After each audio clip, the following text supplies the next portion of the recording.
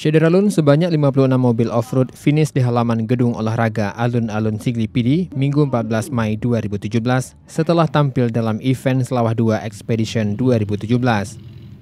Peserta off-roader selama 4 hari mulai Kamis 11 Mei 2017 hingga Minggu 14 Mei 2017 dengan menjajal hutan Aceh, yakni mulai Kota Banda Aceh, Hutan Panca, Janto, dan Kemala PD. Ada objek wisata, ada air terjun yang bisa kedepannya bisa menjadi, kalau kita kembangkan dengan baik, bisa menjadi objek wisata menjadi unggulan di dunia.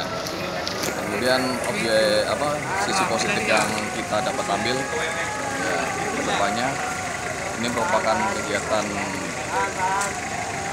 yang dapat mencegah pemuda-pemuda terutama di wilayah Aceh terhindar dari kegiatan-kegiatan yang negatif, salah satunya yaitu narkoba sendiri. Kegiatan itu digelar Indonesia Off-Road Expedition atau IOX yang diikuti off-roader dari Tanah Rencong, Sumatera Utara, dan Jakarta. Dari Sigli, Muhammad Nazar, Serambi On TV. Baju biru, Bang, baju biru.